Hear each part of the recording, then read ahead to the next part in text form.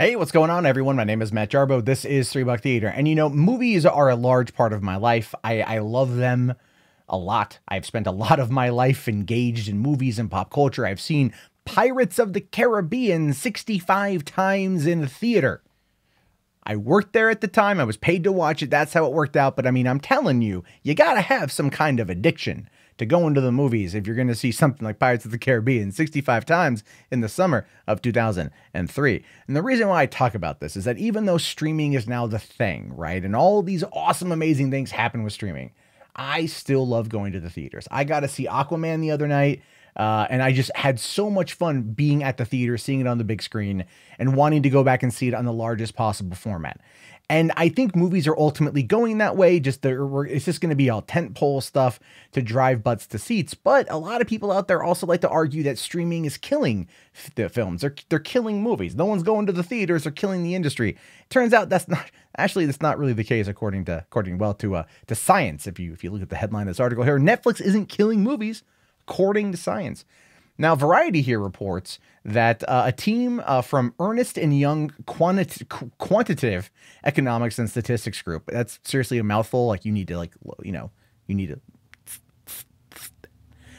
surveyed 2,500 people last month, 80% of whom had seen at least one movie in the theaters in the past year, and concluded that the long-held belief that theaters and streaming are in competition with each other may not be correct after all. According to the study, people who saw 9 or more movies at the theaters in the past year spent an average of 11 hours per week watching streaming content, compared to the 7 average hours of streaming content consumed by people who only went to the theaters once or twice last year. You know what? Here's the thing. People who go to the movies consume content. People who consume content purchase the content, right? It's one of the reasons why piracy, in my opinion, piracy does more to benefit Hollywood than it does to hurt it in regards to getting people interested in a property or getting them to go and spend money on it.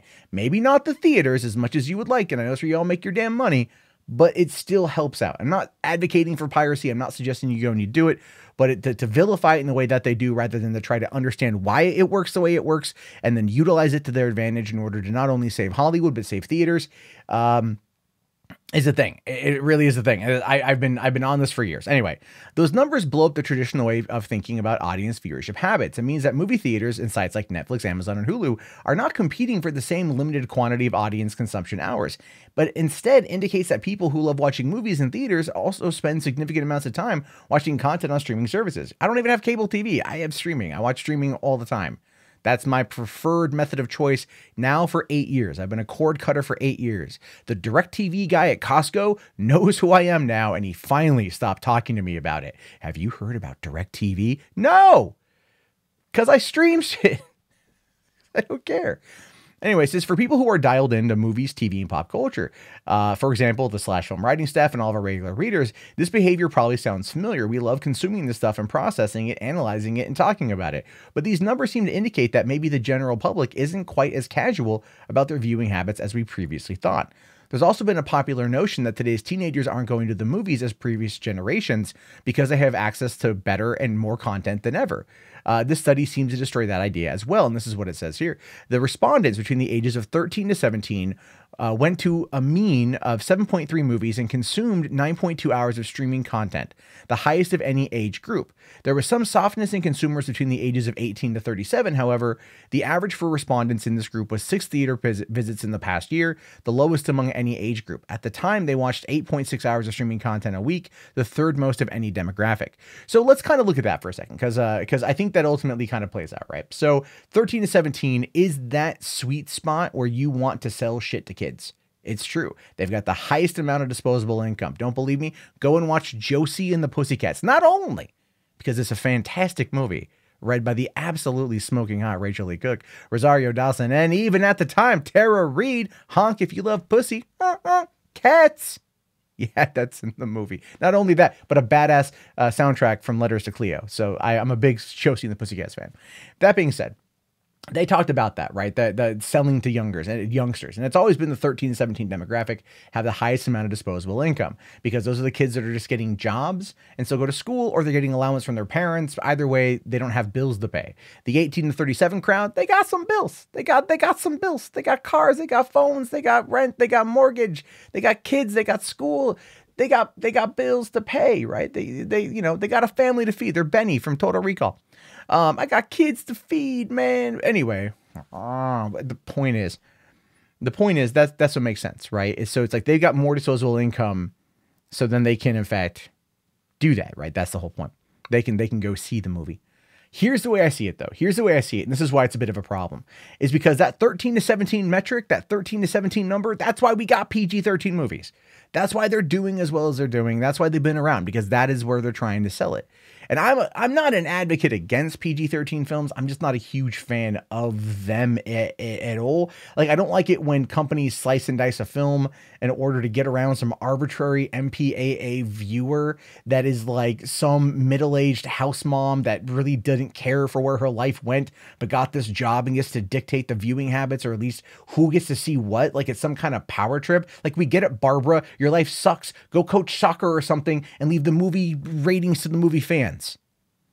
I just don't like it at all. So you got that. You got that whole situation going on.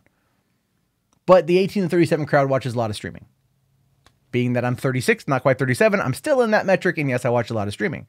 But I still love to go to the theaters. I go as often as I can. It's just harder for me now because I have a family. So that makes it more difficult. The timing isn't all the way there. But when I was younger, dude, every week. Even when I worked at theaters, I would still go see movies at least once, twice a week. I would always go. So I've been there, I've done that. Now, this particular study was commissioned by the National Association of Theater Owners. And the thing is, they're on track right now to be like a high grossing year, even though they're out there complaining about certain movies not doing well. Now, again, it's tentpole films that are going to be the ones that end up doing the best. That's just the way it works. The tentpole movies are going to be what sells. All right, so your Avengers, your Star Wars, your Disney movies, your Jurassic Worlds, those kind of films are what people go see. But there's always movies out there too that people are looking for through word of mouth. What is it? Like A Quiet Place did really well through word of mouth. A Star is Born did really well because of Lady Gaga, but it still brought it in. Bohemian Rhapsody, $600 million worldwide. It is the highest grossing biopic of all time. So, people are going. People still will justify entertainment. They want to go and they want to see movies. So, yeah, I can get that. But at the same time, when they're not there, because they like to also make it a bit of an event. This is why I think movie theaters need to really adopt more of the event style of things, right? Where it's like, when they released The World's End in 2013, right? The last movie in the Cornetto trilogy. They did a special night. It was Shaun of the Dead, Hot Fuzz, World's End, triple feature. I went with my brother, my best friend. We all went and enjoyed it. It was a great time. It was a good event day, a good event evening to watch all this stuff. When they do like plays, right? Or like they did one time a special screening of Boondock Saints. Everyone I knew in San Diego was at that theater, right? Like everyone I knew was at that theater. Those kind of special events will help to do more. And I think they need to do more of those. But at the same time, we're going to start seeing more of these tentpole films coming and going every single year. Not every single one is going to hit. And that has a lot to do, I think, with the fact of timing and also how they handle the marketing, right? Like everything crammed in from May until July doesn't work. We've seen now that they need to space it out. We're talking all year, every month. There's now movies that can hit, that can do really, really, really well.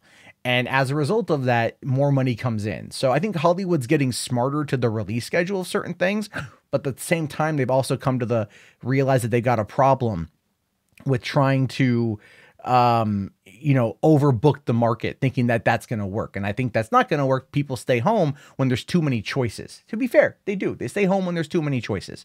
So what do? They watch Netflix, where there's also too many fucking choices. But anyway, I leave it to you guys. What are your thoughts on this one? Do you think that that Netflix and movies like this, it is killing cinema? It's not killing cinema? These are things I want to know. Go ahead, let me know down in the comments. If you guys want, you guys can always call into our voicemail line at 818-350-3281. That's 818-350-3281. I didn't get to the call-in today. I'm going to get to it this week. I had to go out of town yesterday. So I will talk to you guys later. Have yourself a fantastic day, and peace out.